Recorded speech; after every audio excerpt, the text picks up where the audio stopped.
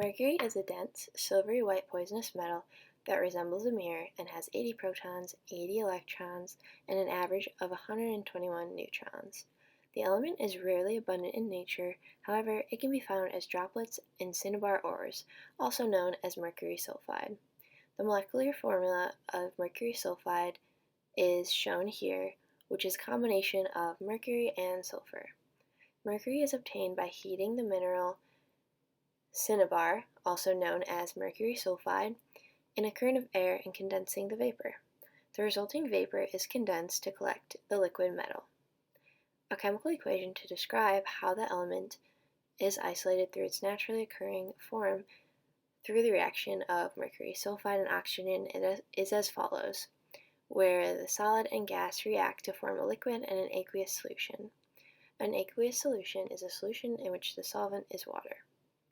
The main producers of mercury through this extraction are China and Kyrgyzstan. A fascinating component of mercury is that it exists as multiple physical states in the environment. It has 7 natural stable isotopes that are found in the percentages shown, also known as their abundance. Mercury isotopes are mainly used in the study of deposition and emission of mercury in terrestrial and aquatic ecosystems. For example, there is an experiment in Canada where 3 of the mercury isotopes, mercury 198, mercury 200, and mercury 202, that were used to study the route of entry of mercury into an ecosystem and how it affects the amount of mercury that becomes accumulated in fish.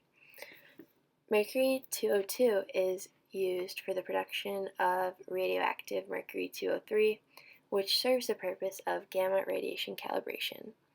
Therefore, all of the naturally occurring isotopes are important because they are all capable of studying and improving ecosystems. However, it seems that mercury 202 may be the most commonly used and most effective mercury isotope, so it may be considered the most important to some. There are many uses for the element mercury.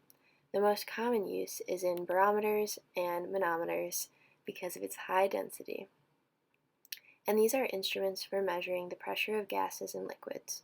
Furthermore, mercury is a metal with a high rate of linear thermal expansion and is very useful in thermometers.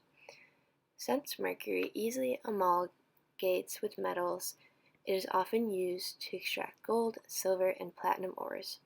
It can also be used in electrical advertising signs or mercury vapor lamps in streetlights, sun lamps, or UV blacklights. Due to its toxicity, many people are finding other materials to use for everyday use because when it breaks, it can be harmful for humans. Lastly, compounds of mercury can be used in medicine, dentistry, cosmetics, and agriculture to make fungicides. Interesting properties of mercury are that most of its compounds are highly toxic. The pure metal can be absorbed easily through inhalation, ingestion, or absorption through the skin. When it accumulates in the body, it can cause severe illness or even death. Furthermore, it is a chronic pollutant, and today, mercury concentrates in animals and fish are disturbing the food chain. Another property of mercury is that it is a common metal that is liquid at room temperature. In addition, it has high surface tension, so when it is spilled, it breaks up into tiny beads. Lastly, mercury forms alloys or amalgams with other metals.